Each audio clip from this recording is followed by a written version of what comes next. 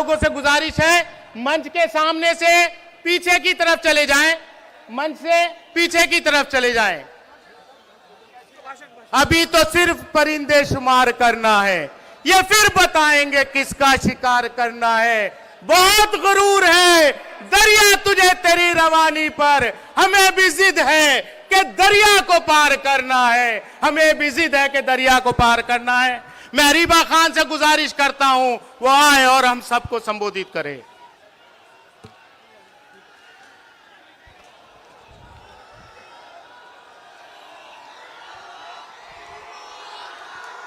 मेरे सभी बुजुर्गों को, भाइयों को और बहनों को अस्सलाम वालेकुम। सबसे पहले मैं दिल की गहराइयों से आप सभी लोगों का तहे दिल से शुक्रिया अदा करना चाहती हूं कि आज आप जिस तादाद में यहां मौजूद हैं, आपने फिर एक बार साबित किया है कि जो दिल में मोहब्बत है कांग्रेस पार्टी के लिए, राहुल गांधी जी के लिए, वो आज आपने यहां भारी तादाद में आकर जाहिर कर दी है और इंशाल्लाह 5 तारीख को भी आप जाहिर करेंगे या नहीं। मैं अपनी बात एक शेर से शुरू करूंगी, गौर फरमाइएगा। ए खाक नशीनों उठ बैठो, वो वक्त करीब आ पहुंचा है। ए खाक नशीनों उठ बैठो, वो वक्त करीब आ पहुंचा है। जब तख्त गिराए जाएंगे, जब ताज उछाले जाएंगे। मैं अपनी ओखला की आवाम से आज मुखातिब हो रही हूं फिर से, और आपके बीच जो इलाके के अहम मुद्दे हैं सिर्फ उनको लेकर बात करूंगी। जो तकलीफें पिछले 10 सालों से आप लोग फेस कर रहे हैं, जो तकलीफें, परेशानियां, चाहे वो डेवलपमेंट के इश्यूज हो, चाहे वो एडमिनिस्ट्रेशन की ज्यादती हो, चाहे वो अथॉरिटीज की ज्यादती हो, आपकी हर तकलीफ से मैं रूबरू हूं। और मैं आपसे आज इस मंच से ये वादा भी करूंगी कि आपकी हर परेशानी में, आपकी हर तकलीफ में मैं एक ऐसे आदमी की बेटी हूं जिसने हमेशा मजबूती से आपकी रहनुमाई करी, और मैं एक ऐसे लीडर की सिपाही हूं जो आज ओखला में आज आए हैं, और ओखला में एक ऐतिहासिक दिन लिखा जाएगा आज की तारीख में कि राहुल गांधी जी ओखला की अवाम के बीच आए हैं और अपनी मोहब्बत की सिर्फ दुकान नहीं खोलेंगे, ओखला में मोहब्बत की फैक्ट्री खोलेंगे, पूरी फैक्ट्री इंशाल्लाह। पिछले 10 सालों में आप लोगों को, चाहे वो सीवर का मसला हो, अगर मैं डेवलपमेंट पे बात करूं, सीवर का मुद्दा हो, सड़कों का मुद्दा हो, बिजली के मीटर का मुद्दा हो, पीने के पानी का मुद्दा हो, केजरीवाल ने पिछले 10 साल में ओखला को पूरी तरीके से निगलेक्ट किया है, यहाँ की आवाम को मायूस किया है, निराश किया है, और हम आज उस निराशी का बदला लेने के लिए आए हैं। 10 साल जो आपको मायूस किया गया, आपके हुकूक की लड़ाई लड़ने आए हैं, आपकी आवाज को बुलंदगी से रखने आए हैं। मैं आपकी बेटी अरीबा, आपकी बहन अरीबा आपके बीच खड़ी है आपकी तकलीफें बांटने के लिए। 10 साल में जो शीला दीक्षित जी ने खूबसूरत दिल्ली बना के रखी थी हमारे सामने, जिसका एक एग्जाम्पल आपके पीछे चल रही मेट्रो है, ये मेट्रो शीला दीक्षित जी की देन थी। यहाँ जितने स्कूल खुले हुए हैं आज की तारीख में वो शीला दीक्षित जी के टाइम के हैं। 10 सालों में आपको आम आदमी पार्टी की सरकार ने या केजरीवाल की सरकार ने क्या दिया? वो कहते हैं कि हमने 98% दिल्ली में पानी दे दिया। 10 साल से ओखला में पानी की एक बूंद नहीं आई है, आप सब गवाह हैं इस बात के। वो कहते हैं हमने शिक्षा पे काम किया, 10 साल से एक भी नया स्कूल नहीं खुला है ओखला विधानसभा में। वो कहते हैं कि हमने हेल्थ पर काम किया, 10 साल से ओखला और बराबर के हलकों में भी कोई सरकारी अस्पताल नहीं खोला गया। आज भी इंसान एम्स और सफदरजंग भागता है, जो कि शीला दीक्षित जी और कांग्रेस पार्टी की देन है।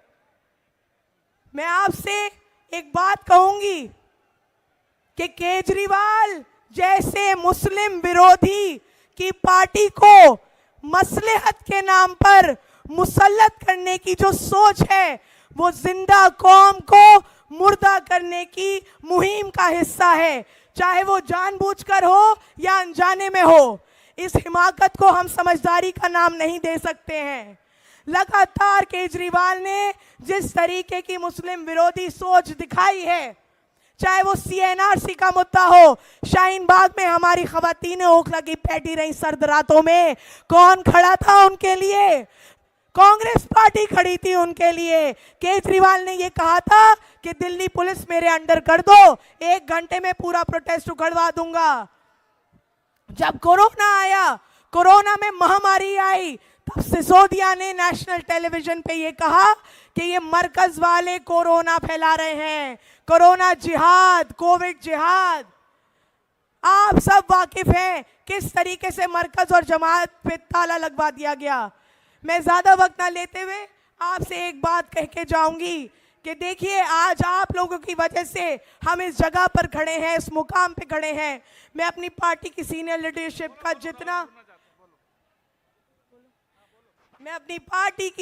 लीडरशिप का जितना शुक्रिया अदा करूं उतना कम है कि 2 साल के वक्फे के अंदर मुझे इतना बड़ा मौका दे दिया दोबारा लड़ाई लड़ने का, आपके हुकूक की लड़ाई, आपकी आवाज बनने का।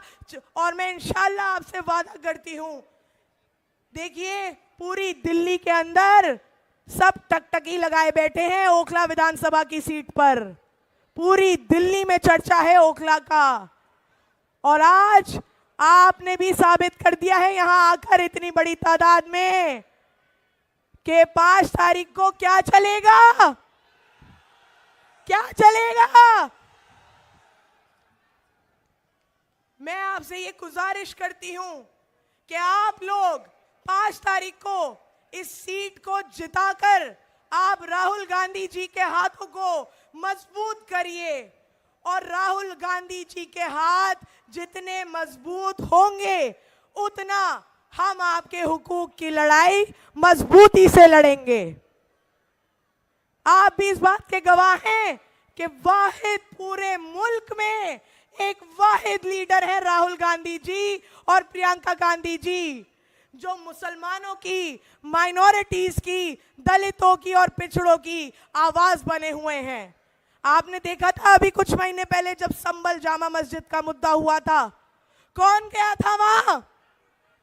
कौन गया था? किसने संसद में भी मजबूती से उस मुद्दे को उठाया, और सड़कों पे भी किसने लड़ाई लड़ी? और आज राहुल जी हमारे बीच आए हैं उसी लड़ाई को लड़ने, उसी हुकूक की बात करने, आपकी आवाज बनने, आपके लिए खड़े होने के लिए। तो क्या आपका ये फर्ज नहीं बनता कि आप अपने चहीते लीडर राहुल जी के हाथों को मजबूत करें? बताइए। मैं अपने अजीज लीडर राहुल गांधी जी के लिए एक शेर अर्ज करूंगी कि दुनिया में वही शख्स है ताजीम के काबिल, दुनिया में वही शख्स है ताजीम के काबिल जिस शख्स ने हालात का रुख मोड़ दिया हो। बहुत बहुत शुक्रिया आप सभी लोगों का, और मैं आप लोगों का यहाँ कीमती वक्त देने के लिए दिल की गहराइयों से शुक्रिया अदा करती हूँ। मुझे उम्मीद है कि आप इस सीट पर, ओखला की सीट पर, कांग्रेस पार्टी को और मजबूती से जीत हासिल कराएंगे। आपकी बेटी, आपकी बहन अरीबा। अस्सलामु अलैकुम। भैया, आपसे प्रेरणा लेते हुए जैसे आपने पूरे हिंदुस्तान का पैदल मार्च किया, ऐसे हमारे ऐसे अध्यक्ष देवेंद्र यादव जी ने अपने पद से पूरे दिल्ली का पैदल चलकर चक्कर लगाया है। मैं गुजारिश करता हूं देवेंद्र यादव जी हमारे अध्यक्ष दिल्ली प्रदेश के, वो आए और हम सबको जोशो खरोश से भर दें।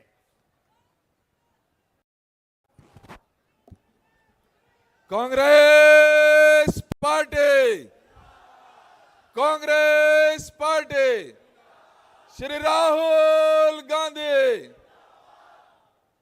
सम्मानित साथियों, आज हमारे और आपके बीच में लाखों करोड़ों लोगों की आवाज भारत की एक मजबूत आवाज माननीय राहुल गांधी जी हमारे बीच में हैं। मैं इनका खैर मकदम करता हूं, आप सभी का स्वागत करता हूं। आपके इस कार्यक्रम में उपस्थित भाई काजी निजामुद्दीन साहब, आदरणीय हमारी बहन छोटी और आप सबकी सुख दुख की साथी अरीबा खान जी, आदरणीय हाशमी साहब, आदरणीय हमारे सेक्रेटरीज डैनी और दानिश साहब, सभी उपस्थित मेरे साथियों, मैं सिर्फ आपके और बीच में ज़्यादा देर नहीं रहना चाहता, क्योंकि आप सब, हम सब की जो आवाज़ इस देश की आवाज़ है, माननीय राहुल गांधी जी को सुनने के लिए यहाँ पर उपस्थित हैं। हम जानते हैं 10 साल में हमारे साथ धोखा हुआ।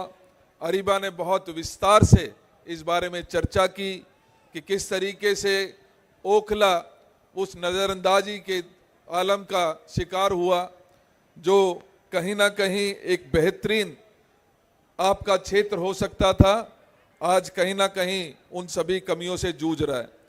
लेकिन साथियों, मैं आपको ये भी बात बताना चाहता हूँ, जिस तरीके का माहौल आज यहाँ ओखला में है, पूरी दिल्ली में इसी तरीके का माहौल इस मौजूदा सरकार, चाहे वो आम आदमी पार्टी की सरकार हो या केंद्र में बैठी भारतीय जनता पार्टी की सरकार हो, उन दोनों के खिलाफ आज दिल्ली ने ये मन बना लिया है कि 5 तारीख को एक बड़ा राजनीतिक बदलाव होगा और आम आदमी पार्टी की सरकार जाएगी, कांग्रेस की सरकार, कांग्रेस की सरकार।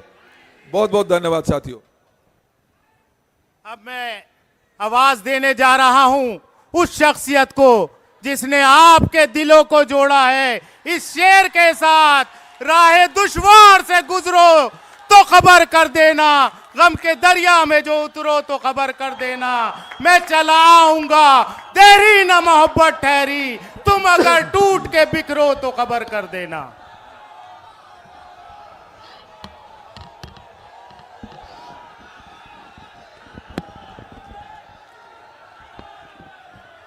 काजी निजामुद्दीन जी, देवेंद्र यादव जी,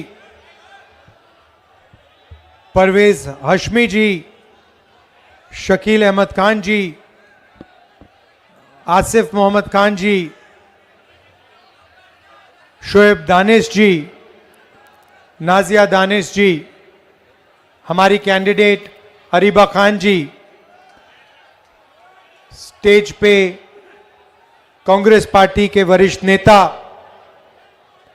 हमारे प्यारे कार्यकर्ता, भाइयों और बहनों, आप सबका यहां बहुत बहुत स्वागत, नमस्कार। कैसे हैं आप? मूड कैसा है आपका? ठीक है।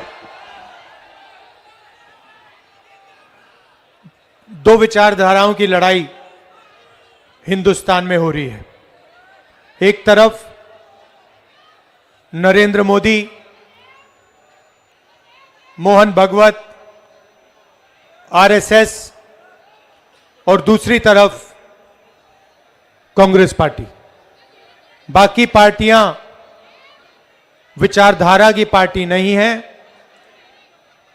सिर्फ 2 विचारधारा की पार्टियां हैं। एक है बीजेपी और आरएसएस और दूसरी है कांग्रेस पार्टी। इस बात से आप सहमत हैं? इस बात को एक्सेप्ट करते हो ना? ये संविधान, ये हिंदुस्तान के हर नागरिक की रक्षा करता है। हर धर्म की, हर जात की, गरीबों की, हर भाषा की यह संविधान रक्षा करता है। और यह संविधान गांधी जी, अंबेडकर जी, कांग्रेस पार्टी और हिंदुस्तान की जनता ने देश को दिया था। आज बीजेपी और आरएसएस इस संविधान को खत्म करना चाहते हैं। वो चाहते हैं कि चुने हुए लोगों का हिंदुस्तान हो अरबपतियों का हिंदुस्तान हो और इस देश में गरीबों के लिए कुछ ना बचे। वो चाहते हैं कि भाई भाई से लड़े, एक धर्म दूसरे धर्म से लड़े, एक जात दूसरी जात से लड़े, एक भाषा दूसरी भाषा से लड़े, और इस लड़ाई में वो देश का धन अपने 10-15 अरबपति मित्रों को देना चाहते हैं। और कांग्रेस पार्टी जिसने ये संविधान की लड़ाई लड़ी, आजादी की लड़ाई लड़ी, वो इस संविधान को बचाने में लगी है, इस संविधान की रक्षा करने में लगी है। और एक बड़ा सुंदर नारा भारत जोड़ो यात्रा में से आया जो सब कुछ समझा देता है। नफरत के बाजार में हमें मोहब्बत की दुकान खोलनी है, और हिंदुस्तान में मोहब्बत की दुकान जब ही खुलेगी जब इस संविधान की रक्षा होगी, जब यह संविधान मजबूत होगा और जब भाईचारा फैलेगा। बीजेपी जितनी भी नफरत फैलाए, जितनी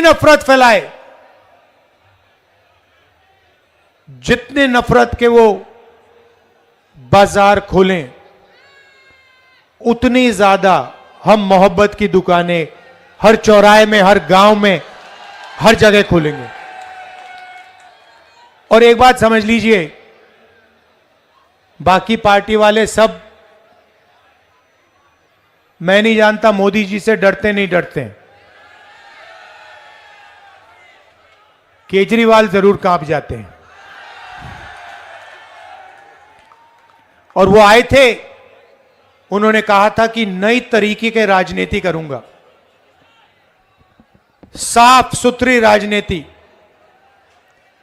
और सबसे बड़ा लिकर स्कैम, सबसे बड़ा भ्रष्टाचार दिल्ली में केजरीवाल जी और उनकी पार्टी ने किया है।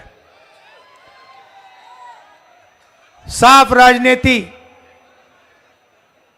दिल्ली में सांस नहीं ली जाती है, पोल्यूशन बढ़ता जा रहा है, साफ पानी नहीं मिलता है, रोजगार नहीं मिलता है, महंगाई बढ़ती जा रही है।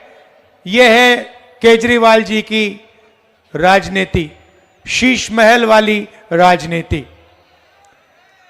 पहले छोटी सी गाड़ी में घूमते थे, इलेक्ट्रिक पोल पर चढ़ जाते थे,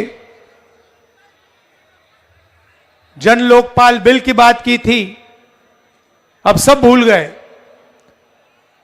बिजली का खंभा भूल गए, छोटी गाड़ी भूल गए, अब शीश महल वाली राजनीति करते हैं केजरीवाल जी। और जब दिल्ली में नफरत फैल रही थी, जब आपको उनकी जरूरत थी, जब माइनॉरिटीज को उनकी जरूरत थी, तो फिर वो आपके साथ नहीं खड़े थे। मगर कांग्रेस पार्टी और मैं आपके साथ खड़े थे।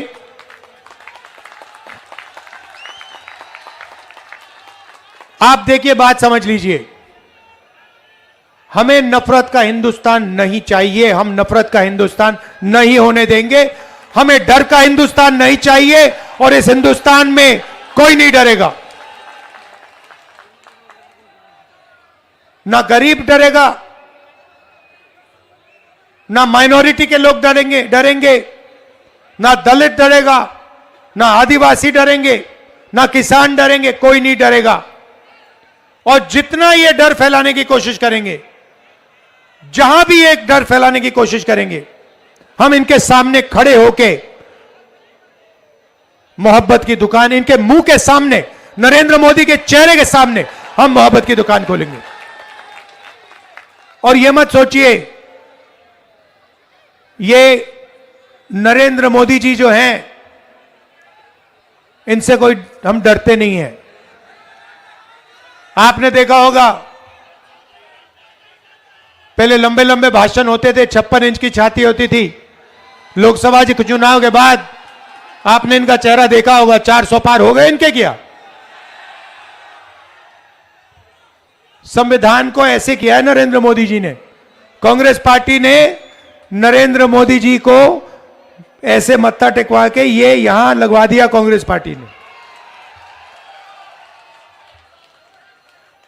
हम विचारधारा के लिए लड़ते हैं, हम संविधान के लिए लड़ते हैं, और हमारे लिए हिंदुस्तान का हर एक नागरिक, जो कॉन्स्टिट्यूशन में लिखा है, हिंदुस्तान का हर एक नागरिक प्यारा है, हर एक नागरिक एक जैसे हैं, सब समान हैं, और सबकी रक्षा, सबके बीच में मोहब्बत, एकता, भाईचारा होना चाहिए। यह हमारी सोच है। आप देखिए, केजरीवाल जी ने लंबे भाषण किए। पहले ओखला इंडस्ट्रियल सेंटर हुआ करता था, यहां पे छोटे बिजनेसेस होते थे, इंडस्ट्री होती थी। कहां गई? कहां गई? मोदी खा गया और केजरीवाल ने खत्म कर दिया। नोटबंदी की नरेंद्र मोदी ने, गलत जीएसटी लागू की। क्यों? ओखला को खत्म करने के लिए, छोटे व्यापारियों को खत्म करने के लिए, स्मॉल और मीडियम बिजनेस वालों को खत्म करने के लिए, और अदानी अंबानी जैसे अरबपतियों के लिए रास्ता खोलने के लिए। हम अदानी और अंबानी वाला हिंदुस्तान नहीं चाहते हैं। हम हिंदुस्तान चाहते हैं भाईचारे का, एकता का, और हम चाहते हैं कि हर एक व्यक्ति इस देश में सपना देख पाए। इसीलिए जहां भी हमारी सरकार बनती है, हम गरीबों के लिए काम करते हैं, हम एकता के लिए काम करते हैं, हम भाईचारे के लिए काम करते हैं, और वही हम दिल्ली में करना चाहते हैं। आपने केजरीवाल जी के 10 साल देख लिए। उससे पहले आपको याद है शीला जी ने किस प्रकार से यहां पे काम किया था, इंफ्रास्ट्रक्चर बनाया था, पूरी दिल्ली को बदल दिया था। ये केजरीवाल लंबे लंबे भाषण करते हैं, भ्रष्टाचार करते हैं, मगर काम दिल्ली की जनता के लिए नहीं करते हैं। मैं आपसे पूछता हूं, केजरीवाल जी ने पोल्यूशन के बारे में क्या किया, मुझे बताओ। बीमारी फैल रही है, दमा फैल रहा है, एस्मा फैल रहा है, कैंसर फैल रहा है। लंबे लंबे भाषण हो गए, मगर पोल्यूशन के लिए आपके चीफ मिनिस्टर ने, केजरीवाल जी ने क्या किया है? रोजगार के लिए मुझे बता दो। सबसे ज्यादा बेरोजगारी हिंदुस्तान में आज है 50 साल में। ओखला में इंडस्ट्रियल सेंटर था, मैन्युफैक्चरिंग के लिए, छोटे बिजनेसेस के लिए, ओखला के लिए आपके चीफ मिनिस्टर ने क्या किया? रोजगार के लिए क्या किया? महंगाई कम करने के लिए उन्होंने क्या किया? कुछ नहीं किया, सिर्फ भाषण करते हैं। और मैंने सुना कि अपने बारे में कह रहे हैं कि मैं ईमानदार हूं। मतलब अपने आप को सर्टिफिकेट दे रहे हैं, जनता से नहीं पूछ रहे कि भैया मैं ईमानदार हूं, हां या ना। अपने आप को सर्टिफिकेट देने की मैं ईमानदार हूं। अपने आप को सर्टिफिकेट किसको देने की जरूरत होती है? जो बेईमान होता है वही अपने आप को सर्टिफिकेट देता है। ईमानदार आदमी अपने आप को सर्टिफिकेट नहीं देता है। ईमानदार आदमी को जनता सर्टिफिकेट देती है, और बोलने की जरूरत नहीं होती कि मैं ईमानदार हूं, मैं ईमानदार हूं।